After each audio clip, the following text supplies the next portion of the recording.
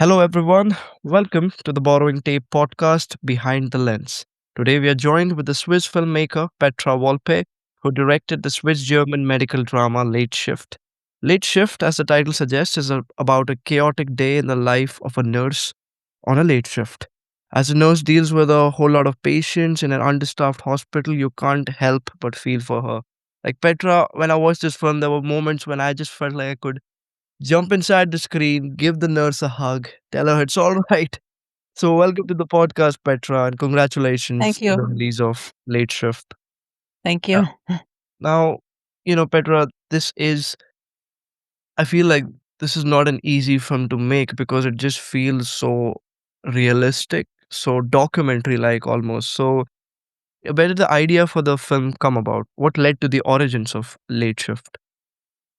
Um, I'd been thinking about making a movie about nurses and the work of care for many, many years because my parents worked both in a hospital and not as nurses, in sanitation and secretary. I worked as a nurse help when I was a young student for 1 week.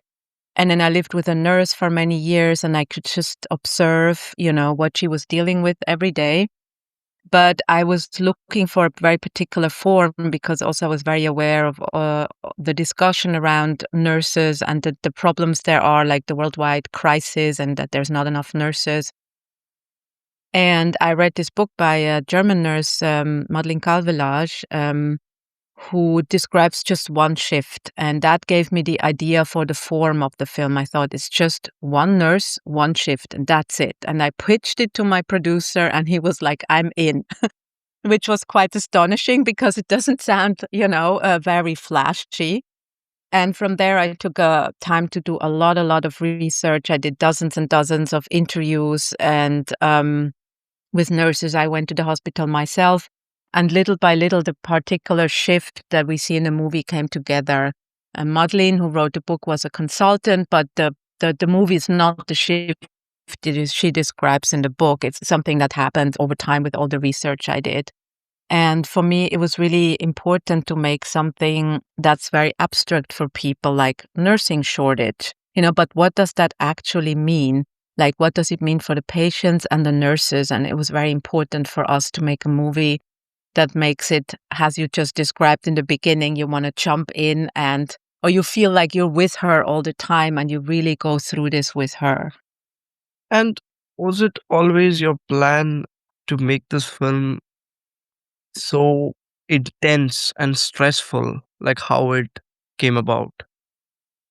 I think, I really took inspiration from reality. I wanted to depict a real depiction of what a nurse does today in a hospital on a ward that's understaffed. And it didn't even really take dramatization because when I was, observing them working, that's the pace they have, that's the stress level. This is a pretty normal shift. Like whenever I had big screenings in Germany and Switzerland, where the film already was in the cinema, and there's like 400 nurses in the audience, most of them say, this is pretty much my everyday life. Not every day, but most of the days. So it's really, I try to stay very close to reality to make people understand that how complex the work of a nurse is today and how high paced and how extremely demanding, like on a professional level, like on a medical level, on a technical level, but also on a human level, that amidst of all this stress, they also have to stay compassionate, or they find the compassion to be good to their patients and be there for them. And there any points while you were making this film behind the scenes where you, as a direct, because you're showing something so real and something which nurses themselves might watch, as you said, and there's this kind of tension. I feel that how much is too much to show on screen, like how much tension of these real life people is too much to show on the screen, so that you wouldn't want nurses or healthcare workers to watch and just feel triggered. Like there is a kind of hope as well, like they're celebrated as these everyday heroes and they're just going back home after whatever happens. So were there any moments when you were writing or directing this film that you felt like okay, like how do I balance the dramatization and the realism, and also like make it not seem like I don't know, like not to make it that traumatizing. Mm. Yeah, I mean, that balance was very important because also you need to have time for feelings, right? If you are so close to the character and the character is going through such an intense shift, and she only has very little time for her patients. That's the reality today. But of course, for the emotionality of the movie, it was very important that we do get to know the patients a little bit, that we do have a moment, a beat as an audience with her to feel something about this person. So that was a very, very fragile balance to figure out in the writing, in the staging, but also in the editing. Like it took the whole process to find the perfect balance for that. And I think a lot of nurses were saying that they feel they want to jump in and help her. So I did want it to feel real for the nurses who see it because they're rarely depicted in an authentic way. Very often in hospital dramas, the doctors are at the center of the narrative, with very, very few exceptions. And they're driving the narrative. They are the heroes and heroines. And the nurse is usually somewhere in the background, and people have a very distorted image of what nurses do today. And so we really wanted to stay very truthful and give the people who are not nurses a very clear idea of what the work is.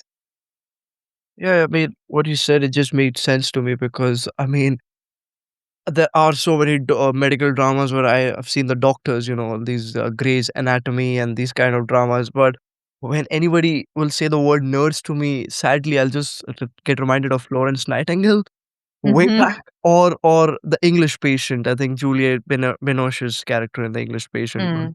That's also a problem because nurses have been notoriously undervalued in society. We take them very much for granted.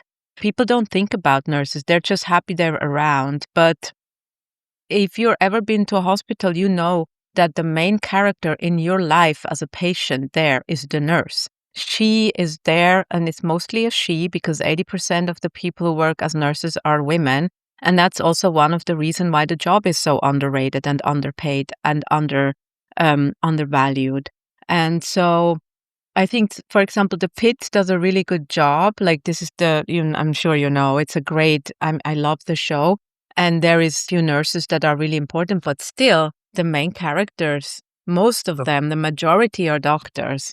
And of course, in the ER, they are more close to the patients, but in reality, the doctor comes 5 minutes in the morning and 5 minutes in the evening. And I'm not saying they're not important, but we need to say nurses are equally important. Yeah, definitely. It's like the doctors just come in for 5 minutes and take all the spotlight in the films. Talking about the actors, the heroine in your film is played by Leonie Benish, who I believe is great in films with stressful situations for some reason. I loved her in The Teacher's Lounge. I felt bad for teachers. She had a similar role in September 5, where I felt bad for translators and journalists in a situation like that. And now in Late Shift, she is a nurse. And what is being described by some people as one of her career best performances. How is the experience directing an actor like Leonie Menish?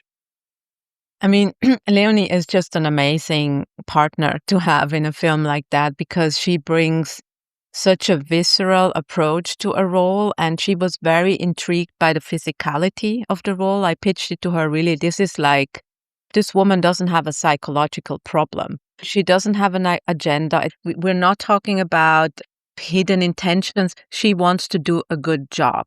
And that's the role. It's a woman who wants to do a good job. And she was really responded to that because I think for her it was a challenge to see the work of a nurse as a choreography also, and to figure out how to depict Floria like somebody who's worked in the job for 10 years. And that's a huge challenge for an actress. And so she threw herself into the role. She went to the hospital to observe nurses and shadowing them, observing the pace, the rhythm of the work, the way they talk to patients, the way they talk to each other, to really figure out the tone. And then she had a coach, an ICU nurse who was also my consultant on the set. And she basically trained Leonie like an athlete. She was practicing all the things that nurses do. She took all the material to her hotel room and she would practice in front of the television. And she was always telling us that the people at the hotel would look at her really strangely because they thought she's maybe some crackhead or like somebody with a drug habit because she had all this medical equipment in her bedroom. Yeah, so for her, it was also a matter of showing respect to the nurses to really do a good job because we wanted to create a love letter to nurses. So we really had to nail it because nurses are also a very strict audience. Now, I mean, obviously, the entire film seems to be set in a hospital over one shift. So, what were the biggest challenges in doing that? Like, were there any issues with the space or camera movements? And there's so many long takes in the film. So, how did you like? Were there any technical problems for you? Challenges? Mm. I mean, the challenge overall was that we're basically make the people feel that they see 8 hours, like seamless 8 hours, that they're there for 8 hours. But we tell that in 90 minutes. So how do you conceal that there's of course things we can't show? That was on a technical and on a narrative level, like a challenge, and to decide what do we show and what don't we show, and how can we manage that people don't notice that we don't show something, so that they really feel that they're with Floria for 8 hours.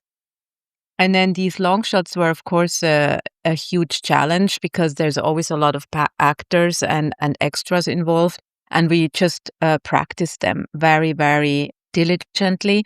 And Judith, my DP, and I, like, I've worked with her now for the third time, and she's like an amazing director of photography. So we rehearsed with the iPhone. We did all the scenes with the iPhone and me as a stand-in to figure out the rhythm of the scene. And then we did everything with Leonie. And then we had 2 days where we staged the long shots and we just went through them with the Steadicam operator until it was really fluid. And I think on the day when we were shooting, when we got it the first time, it was almost too perfect. And then we fucked it up 16 times. And then the 17th time, I think, was the perfect one. No, the 17th time was too perfect and too smooth. And I think the next one was then had the perfect balance of like perfection with a little bit of things that were lively and kind of unexpected. And where was this hospital? Like, how did you get I believe it was a real hospital, or was it a set that you created? It was an empty hospital. It's a hospital near Zurich that they were cleaning out. And actually, just before we came, they shipped all the equipment to Ukraine to support the hospital there. So we had to get everything from other places, which was quite a challenge. So my production designer, for example, found cheap beds in Germany, and then they were shipped to Switzerland. But then the beds didn't fit through our doors. Then we had to ship them back. And so and for that we also needed our nurse consultant to help to create the pharmacy. And so we had 2 floors in that hospital, one floor where we were shooting and one floor where there was makeup and costume and the technical department. It can be pretty gloomy, I believe, to film in a hospital, like, and the situations that you're filming in, like, was it mentally affecting you in any way while making this film? I think overall, if you make a movie about people in hospitals, I love this quote by Susan Sontag, who says, "When you become sick, you become citizen of another country." And I think there's such a truth in that because there's a particular loneliness that comes with illness. And it definitely was something that was always there, that all the people who paid patients, they were very vulnerable. So I just, it was important to create a very gentle, empathetic, and loving set. So this vulnerability could have a space while we were shooting. And we would also take breaks and let people feel things because they also had to go into some very dark places, like the woman who's a mother and has cancer. It affected her very much to have these 2 children actors. And So it was just really important to be very gentle and mindful with each other. And my DP and I made sure that everybody felt like they could trust us and that there was no stress and that, there was space for all kinds of emotions. But we also had a lot of fun, because we had these blood pressure machines, and eventually, like, all the actors always had high blood pressure when they were in front of the camera. And then in the end, the whole team was measuring their blood pressure and everybody had high blood pressure. And everybody was then asking our nurse, like, what's wrong with me? Why do I have high? And then she said, now everybody has to stop measuring blood pressure. We had to forbid the people to do that. And lastly, Petra, I wanted to ask you that a major issue that this film explores is the shortage of nurses and attendants in hospitals, how understaffed hospitals can be. So, when you were making this film, like, did some facts about the reality of healthcare workers in Switzerland or Europe in general, did you come across some observations which really shocked you that, okay, like this film is more important than what I thought I set out to make? I think I think overall, of course, about the shortage of nurses, right? Yeah. Something intellectual to read about, but to actually meet the women who are affected by this, who are like burned out and they still love their job. Like most women I talked to and also men said it's the most beautiful job in the world. I would choose it over and over again, but I cannot work anymore under these circumstances. And that just broke my heart. The moral injury that nurses experience when they show up for work, they have a really hard shift, and then they go home in the evening with the feeling that they haven't done enough. They are scared that they made mistakes because there was so much time shortage and pressure. And I just, that for me was just so heartbreaking that there are people who are willing to do this job, who are motivated, but we don't create the circumstances that they can actually do the job well. And it's very clear that it's in this world, it's profits over patients. And it's a global issue. It's not just in the United States, it's in Switzerland, in Germany. And the demands of nurses are not taken seriously. And eventually, we will all pay a very, very high price because everybody who lives in a body, in a human body, will eventually be a patient if they don't just drop dead, right? Yeah. And so they are extremely important people in our society. So for me, this movie is also a little bit a cry to arms, and really, I want to amplify nurses' voices with it. That sounds very profound, and Petra, like that makes so much sense. Like I'm living in London right now, and over here we have the National Health Service, and it has similar, you know, crisis. And like what I Mm. observed in the film as well, like sometimes I've seen that in London hospitals that patients get annoyed and pissed off. There's so much delay in their treatment or just getting to know what their problem is, and more than often, they tend to take out their anger and frustration at nurses as Mm. well, and it's just like, again, it just makes Yeah, you there's feel more and more. Yeah, there's more and more violence against nurses, especially also I read about it in the UK. They're bitten, they're spit at, they're hit, they're cursed at, and people have become very egoistical, and it's a huge issue actually, the violence against nurses. yeah. And it's shameful, we should be ashamed. As society, we should be ashamed of ourselves. Right, Petra, that was quite a conversation, and thank you for making this film, and I hope it opens up more conversations about care for healthcare workers. If Yeah. they're caring for the whole entire world, but who is caring for them? It's a question Yeah, to exactly. ponder upon. And but thank you for your Thank you. time, Petra, Thank and you very much for a nice conversation. Thank you. thank you.